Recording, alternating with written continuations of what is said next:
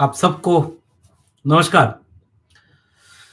जय भीम, जय मंडल, जय संविधान, इनकलाब जिंदाबाद।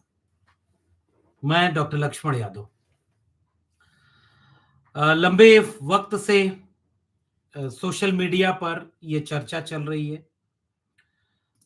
तमाम लोग इस बात के लिए मुझे फोन और मैसेज कर रहे हैं कि क्या वाकई आपको नौकरी से निकाल दिया गया है और इसकी क्या विवरण है, क्या परिस्थितियां हैं, इसको लेकर के क्या बातचीत है।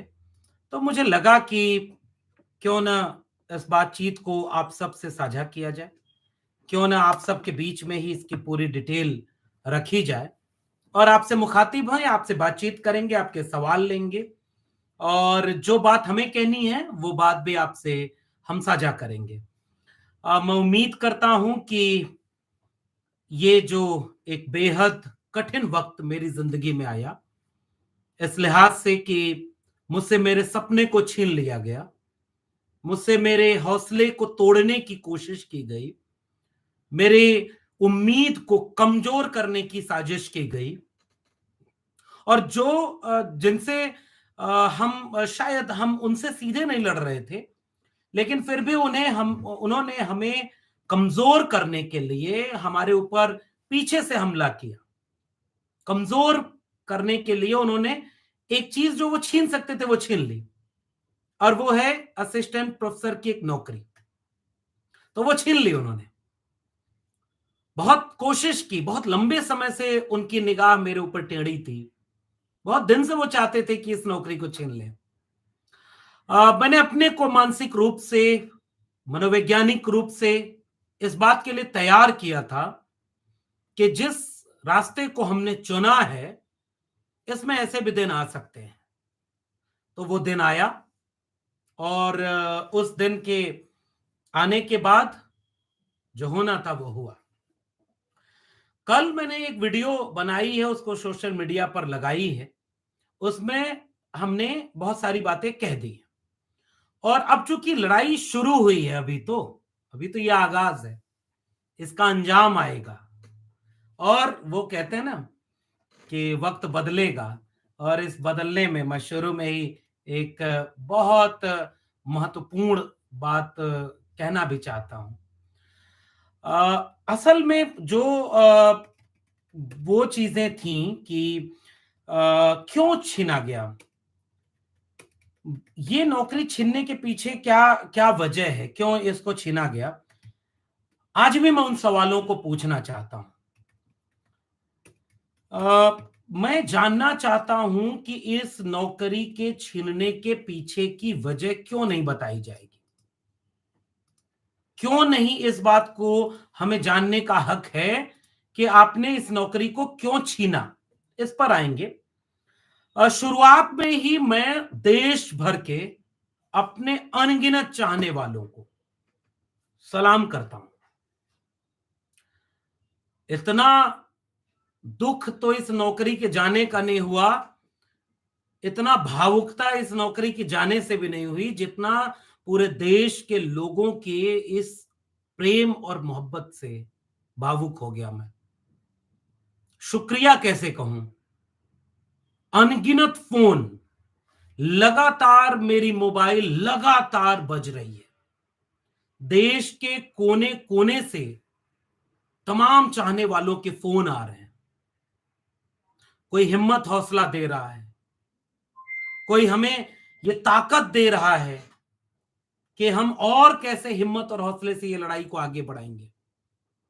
और आपको ये जान के खुशी होगी, मुझे कम से कम इस बात का सुकून मिला, कम से कम आधे दर्जन फोन इस बात के आए कि वो सरकार का है, सेंट्रल यूनिवर्सिटी का है, दिल्ली विश्वविद्यालय, उन्होंने आपको नौकरी से निकाल दिया, आइए आप हमारे यहां नौकरी करिए, आप हमारे इस डिग्री कॉलेज में असिस्टेंट प्रोफेसर बनिए, हम उनसे दुगनी सैलरी आपको देंगे। तमाम लोगों के फोन आए कि हम आपको मदद करना चाह रहे हैं। इससे बड़ी हिम्मत और कुछ नहीं। और ये मोहब्बत हमने कमाया है, ये मोहब्बत आपकी है और यही हमारी हिम्मत है। इसी हिम्मत से वो हिम्मत मिले जिसका एक दिन ये हश्र होना था। फिर भी मुझे ये उम्मीद थी कि कोई इतना बेशर्म तो नहीं होगा कि मेरिट, नियम, कानून, कायदा सब किनारे रख करके एक व्यक्ति के पीछे इतना पड़ जाएंगे कि उसकी नौकरी छीन लो। उसके लिए क्या क्या किया गया। कल मैं एक प्रेस कॉन्फ्रेंस कर रहा हूं नॉर्थ कैंपस दिल्ली विश्वविद्यालय में, हिंदू कॉलेज में प्रोफेसर रतन लाल का घर है। उनके घर पर शाम को 3 बजे, तो आप में से जितने लोग आ सकते हैं कल उस प्रेस कॉन्फ्रेंस में आइएगा। मैं कागज लेकर आऊंगा और मैं कागज दिखाऊंगा।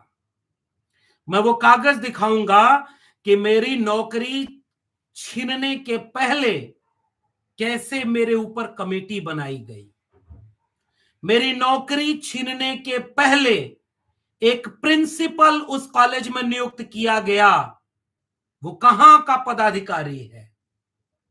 मेरी नौकरी छीनने के पहले वो कौन कौन से सब्जेक्ट एक्सपर्ट बनाए गए, और जब इंटरव्यू में फाइनल डिसीजन होना था तो उन सब्जेक्ट एक्सपर्ट ने क्या बोला, इन सब को कल प्रेस कॉन्फ्रेंस करके सबके सामने रखूंगा। इसलिए जो सबसे पहला, अब शुक्रिया कहूं ना कहूं, मगर मन नहीं मानता, आप सबको सर झुका के शुक्रिया कहने का मन कर रहा है। देश के कोने कोने से मेरे पास फोन आ रहे हैं, मैसेज आ रहे हैं। अधिकांश लोगों का फोन मैं नहीं उठा पा रहा हूं, और यही मेरी ताकत है। आपने इतना प्रेम दिया, आप बुरे वक्त में इस कदर खड़े होंगे, इसका अंदाजा मुझे नहीं था। मुझे इस बात का अंदाजा था कि हमारे समाज में हमारे लोग, हमारी हिम्मत हैं, वो हमारे साथ हमारे मुश्किल दिनों में खड़े मिलेंगे, और इसलिए हमने वो हिम्मत ताकत की। बिरसा, फूले, अंबेडकर, पेरियार, लोहिया, मंडल और कांशीराम की लड़ाई को आगे बढ़ाने के लिए, भगत सिंह के सपनों का भारत बनाने के लिए, संविधान को मानते हुए एक अपने नागरिक फर्ज को निभा रहे थे। कुछ सवाल होंगे, उस पर भी बात करेंगे। कॉलेज के भीतर का डॉक्टर लक्ष्मण यादव अलग था। ये बात मैं आज आपसे लाइव में साझा करना चाह रहा हूं।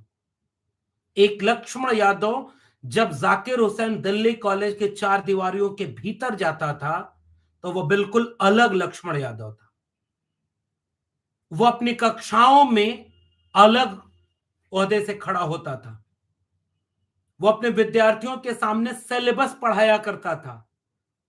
अगर मैं वहां मौका दिया होता तो वो कब का मुझे उखाड़ के फेंक देते, मगर 14 साल की नौकरी में एक भी कंप्लेन मेरे खिलाफ नहीं है। एक कंप्लेन की गई, वो भी इंटरव्यू के ठीक 1 हफ्ते पहले। मैं उस साजिश पर भी पर्दाफाश करूंगा कल उस पर, उस साजिश को बताऊंगा इस देश को। तो क्यों 14 साल तक मुझे 4-4 महीने का लेटर देकर के इस बात के लिए तैयार किया गया कि आप पढ़ाओ, हर साल एक बैच को पढ़ाओ, और 14 साल हमने 14 बैच को पढ़ाया है। हमारे पढ़ाए हुए विद्यार्थी पास होकर के आज देश भर में कहीं कहीं अपनी सेवाएं दे रहे हैं। और 14 मिनट के इंटरव्यू में आपने सोचा कि मैं प्रोफेसर बनने लायक नहीं हूं? क्यों? किस बेस पर? जवाब तो देना पड़ेगा। सवाल हम पूछेंगे।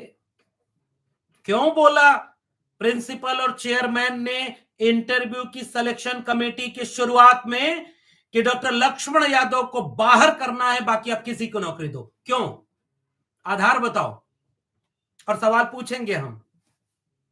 तुम्हारी शाखा में नहीं जाते इसलिए, तुम्हारी विचारधारा को नहीं मानते इसलिए, तुम्हारे सामने झुके नहीं, बिके नहीं, डरे नहीं इसलिए, ये सवाल तो पूछूंगा मैं ये जानता हूं, और मैं आपसे भी बताना चाहता हूं, पूरे देश के लोगों को बताना चाहता हूं कि आज इसी दिल्ली विश्वविद्यालय में सैकड़ों लोग अपनी नौकरी से निकाले गए, और यह सच है। कोई 10 साल पढ़ाने के बाद, कोई 20 साल पढ़ाने के बाद निकाला गया, मगर वो डर जाते हैं, वो चुप रहते हैं। उनका करियर बर्बाद कर दिया जाता। लोग बोलते नहीं। उनको एक जगह पढ़ाने के बाद, और कई लोग तो शाखा में जा रहे थे, प्रथम वर्ष दीक्षित, द्वितीय वर्ष दीक्षित, तृतीय वर्ष दीक्षित, फिर भी निकाल के बाहर कर दिया। वो सब डरते हैं इसलिए क्योंकि अगली बार फिर कभी प्रोफेसर बनने का मौका नहीं मिलेगा, और यह खतरा मेरे सामने भी है। इसलिए पूरे देश के लोगों के सामने मैं खुल करके एक बात कहना चाहता हूं कि जिस दिन मैंने ये चुन लिया कि मैं खुल करके इसके खिलाफ बोलूंगा, उसी दिन मेरा करियर खत्म कर दिया गया है।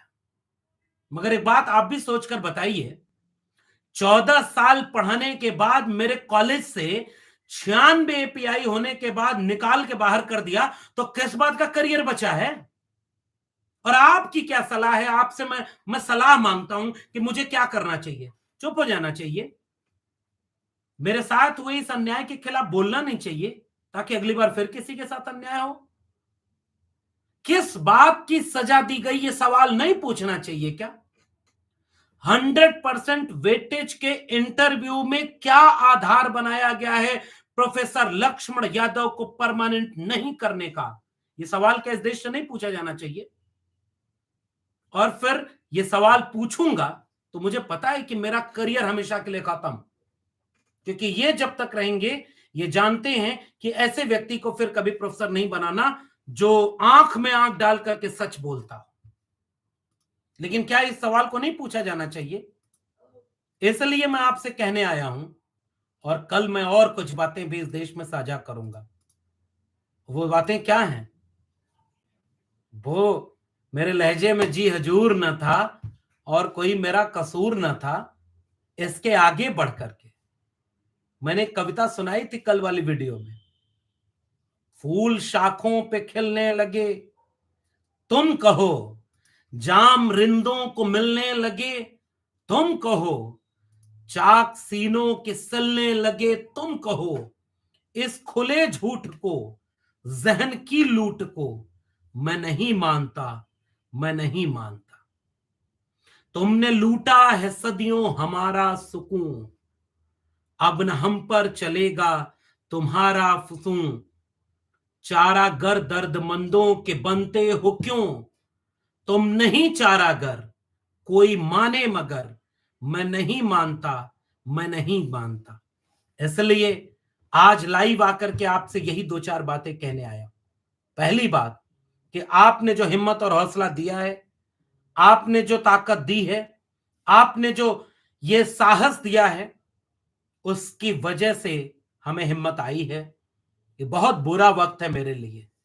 मेरे सपने को मुझसे छीना गया है, मेरे ख्वाब को मुझसे नोच लिया गया है। लेकिन क्या छीन सकते हो तुम? एक नौकरी ना। तुम तो लोगों की जान छीन ले रहे हो। तुम जाने कितने प्रोफेसर, डॉक्टर, इंजीनियर, पत्रकारों को जेल में डाले हुए हो। तुमने जाने कितने लोगों को फर्जी मुकदमे में फंसा रखा है। तो चुप हैं वो भी मारे जा रहे हैं, तो मैं बोल करके मारा जाऊं तो क्या बुरा? इसलिए साहस करके बोल रहा हूं, और जान जोखिम में डालकर वो सच बोल रहा हूं जिसे इस मुल्क के अखबार नहीं लिख सकते।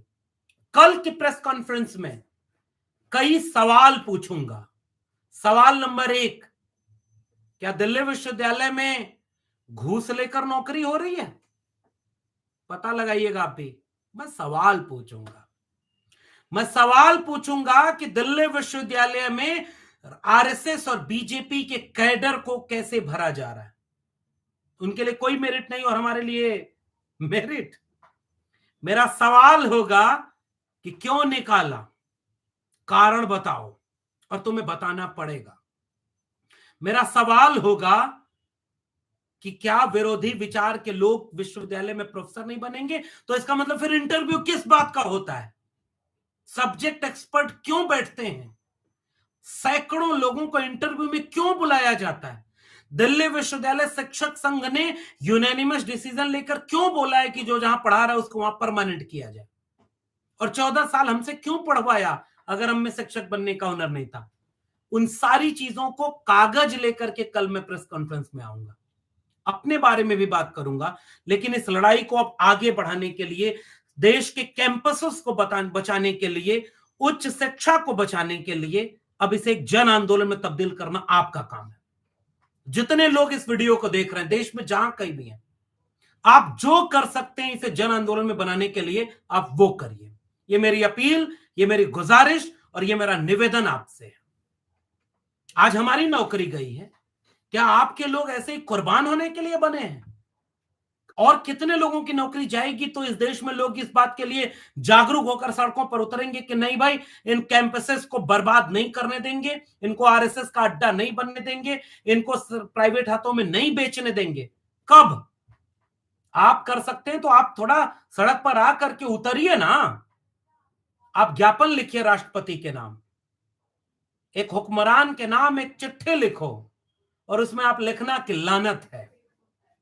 एक लोग की नौकरी छीन लोगे तो गुरूर थोड़े ही छीन लोगे, आप हिम्मत और हौसला थोड़े ही छीन लोगे। इसलिए कल अगर आप पूरे देश में ज्ञापन दे सकते हैं तो ज्ञापन दीजिए कि विश्वविद्यालय के प्रोफेसरों को क्यों निकाला। ज्ञापन देकर सवाल पूछ सकते हैं तो सवाल पूछिए कि नई शिक्षा नीति के नाम पर इस देश के सरकारी शिक्षा, सरकारी स्कूल, सरकारी विश्वविद्यालयों को प्राइवेट हाथों में क्यों बेच रहे हैं। सवाल पूछ सकते हैं तो पूछिए कि क्यों डॉक्टर लक्ष्मण यादव को निकाला गया, इसका जवाब दो। जहां भी आप देश भर में 4 लोग भी खड़े हो सकते हैं तो पूछिए ना। दिल्ली विश्वविद्यालय के कुलपति से पूछिए ये सवाल, जाकिर हुसैन दिल्ली कॉलेज के प्रिंसिपल से पूछिए ये सवाल, यूजीसी के चेयरमैन से पूछिए ये सवाल, देश के शिक्षा मंत्री से पूछिए ये सवाल, देश के प्रधानमंत्री से पूछिए ये सवाल कि क्यों निकाला डॉक्टर लक्ष्मण यादव को। कारण बताओ और लिखित कारण बताओ। क्या लक्ष्मण यादव की मेरिट चेक की या विषय का ज्ञान चेक किया, इंटरव्यू के बेस पर तुमने निर्णय लिया और लक्ष्मण यादव को हटाकर किसको रखा है? तुम उसकी मेरिट दिखाओ और इसका जवाब मैं भी मांगने आऊंगा कल दोपहर 3 बजे दिल्ली विश्वविद्यालय नॉर्थ कैंपस में प्रोफेसर रतनलाल के घर पर। वहीं हम प्रेस कॉन्फ्रेंस करेंगे और यह प्रेस कॉन्फ्रेंस दिल्ली विश्वविद्यालय के तमाम शिक्षक संगठन, तमाम छात्र शोधार्थी मिलकर आयोजित कर रहे हैं। और देश भर के लोगों से मेरी अपील है, इसे एक जन आंदोलन बनाइए। Save education, save nation, save education, save constitution, save professors. इन्हें आरएसएस का अड्डा मत बनने दीजिए ना भाई। और इसलिए मैं कह रहा हूं, बोल के लब आजाद हैं तेरे, बोल जुबां अब तक तेरी है। कब तक चुप रहेंगे? इसलिए सवाल पूछिए। कारण बताओ नरेंद्र मोदी, कारण बताओ धर्मेंद्र प्रधान, कारण बताओ प्रोफेसर योगेश सिंह और कारण बताओ प्रोफेसर नरेंद्र सिंह। मुझे कारण जानना है, क्यों निकाला और क्या है। तुम नौकरी छीन लिए तो हमने भी सर पे कफन बांधा है। नहीं चाहिए ऐसी नौकरी जो रीढ़ को गला कर मिले। नहीं चाहिए ऐसी नौकरी जिसके लिए आरएसएस की शाखा में जाना पड़े। नहीं चाहिए, क्योंकि शाखा में जाना किसी यूजीसी की गाइडलाइन में नहीं लिखा है, दिल्ली विश्वविद्यालय की सिलेक्शन कमेटी की गाइडलाइन में नहीं लिखा है कि यह न्यूनतम एलिजिबिलिटी है। वरना लिख दो कि शाखा में नहीं जाओगे तो नौकरी नहीं मिलेगी। इसलिए हम ताक पर रखते हैं तुम्हारी ऐसी शर्तों को। और आप भी पूछना चाहते हैं कि बताओ, इसका जवाब दो कि हमें नौकरी से क्यों निकाला। तुम्हें नौकरी से भीख मांगने हम नहीं आएंगे। परिवार वालों ने इतनी हिम्मत और हौसला देकर यहां तक पहुंचाया तो सच बोलने के लिए, निडर होकर के, लिजलिजा होकर के तुम्हारा गुलाम बनने के लिए नहीं। दिल्ली विश्वविद्यालय में पीएचडी की अपने दम पर, इलाहाबाद विश्वविद्यालय के गोल्ड मेडलिस्ट हैं तो अपने दम पर। जब मेरिट दिखानी थी तो मेरिट दिखाई। अब तुम लड़ने की ताकत देखना चाहते थे तो अब तुम देखो। मैंने पहले ही कहा था, बर्रे के छत्ते में हाथ नहीं डालना था। मैं अब तक इसलिए बहुत बार चुप रहा कि इनको मौका न मिल जाए कि देखो ये कॉलेज में क्या करता है। पूछो मेरे विद्यार्थियों से कि मैं कॉलेज में क्या करता हूं। कोई एक कंप्लेन है क्या मेरे खिलाफ? किसी मेरे एक विद्यार्थी ने शिकायत की क्या? मैंने कभी कोई एक क्लास छोड़ी? कोई तो कारण बताओ। और आखिरी निवेदन, बहुत सारे लोगों के फोन मैसेज आ रहे हैं कि हम आपको पैसे देना चाहते हैं। अभी बस दुआएं दीजिए, जब जरूरत पड़ेगी तो हम बताएंगे। आपकी दुआओं से इतनी खुददारी है हम में और इतना मौका हमारे पास है कि रीढ़ तनी रहेगी ना तो जी खा लेंगे, नमक रोटी का इंतजाम रहेगा और अपने हुनर से इतना कर लेंगे और इस सोशल मीडिया के भरोसे कर लेंगे। आप यहां हैं तो यहां ताकत दीजिए और अभी कुछ नहीं चाहिए, और अभी केवल आपका साथ चाहिए, आपकी हिम्मत चाहिए। आपका सोशल मीडिया पर जितना प्रेम और प्यार मिला है वो सब मेरे लिए बहुत बड़ी पूंजी है। उसे मैं और मजबूत करना चाहता हूं, उसे मैं और ताकतवर करना चाहता हूं। और अब मैं दस्तावेजों के साथ इस लड़ाई को आगे बढ़ाऊंगा, अपनी किताब भी लिखूंगा, सारे काले कारनामों को भी लिखूंगा। अब देखा जाएगा। फैज होते फमीदा रियाज की कविता है, कुछ लोग तुम्हें समझाएंगे, वो तुमको खौफ दिलाएंगे। इस राह में रहजन है इतने, कुछ भी तो यहां हो सकता है, जो है वो भी खो सकता है। इस राह में रहजन है इतने, कुछ भी तो यहां हो सकता है। कुछ और तो अक्सर होता है, कुछ और तो अक्सर होता है। और आगे वो लिखते हैं कि वो जो होगा देखा जाएगा, तुम अपनी करनी कर गुजरो, जो होगा देखा जाएगा। तो मैं अपनी करनी करूंगा, आपका प्रेम मोहब्बत रहेगा।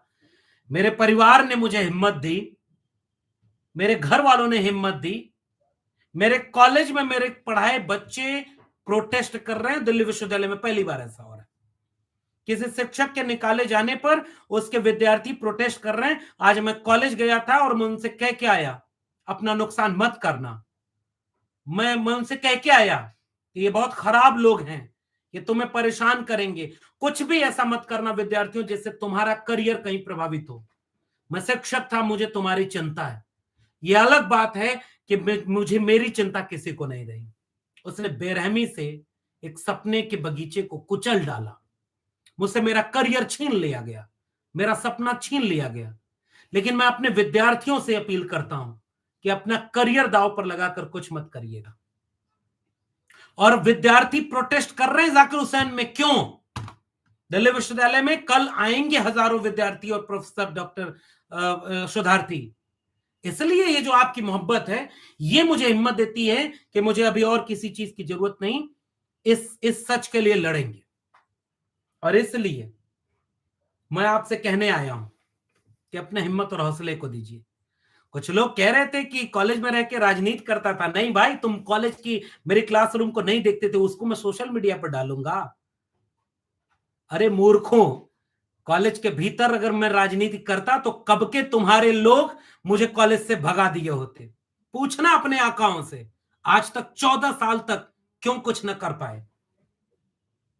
पूछना कॉलेज में मैं क्या करता था, पूछना जाकर जाकिर हुसैन कॉलेज और दिल्ली विश्वविद्यालय से।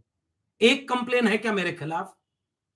और तुम्हारे ये जो आरएसएस के लोग टीवी पर बैठकर जहर उगलते हैं, वो राजनीति नहीं करते क्या? दिल्ली विश्वविद्यालय जेएनयू में शाखाएं परेड लगा रही हैं, ये राजनीति नहीं है क्या?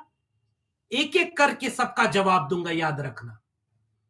तस्वीरों के साथ, आंकड़ों के साथ, लेख के साथ, दस्तावेज के साथ। बर्रे के छत्ते में हाथ नहीं डालना था। इसलिए अब लड़ाई होगी आर या पार की।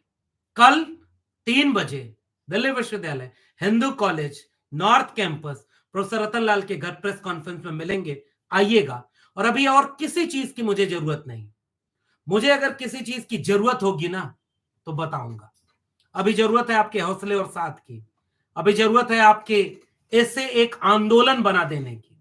आइए इसे मिलकर विश्वविद्यालयों को बचाने का, शिक्षा को बचाने का, इस देश के संविधान को बचाने का आंदोलन बना दें। मिलकर लड़ेंगे, लड़ेंगे, जीतेंगे। तब तक आपका प्यार मोहब्बत जिंदाबाद। आपके फोन न उठा पाऊं तो नाराज मत होइएगा, सबके फोन नहीं उठा सकता, मगर हां, आप साथ हैं हमारे तो हमें डरने की जरूरत नहीं। मिलते रहेंगे, तब तक के लिए ये सोशल मीडिया प्लेटफॉर्म कक्षाएं छीन ली, ये मेरी कक्षा रहेगी। ये मेरा यूट्यूब चैनल, अब इसे सब्सक्राइब कराइए। ये मेरा फेसबुक पेज, यहां बैठकर पढ़ाऊंगा, हिंदी भी पढ़ाऊंगा, संविधान भी पढ़ाऊंगा, हक अधिकार की लड़ाई भी पढ़ाऊंगा। मिलते रहेंगे। बहुत बहुत धन्यवाद।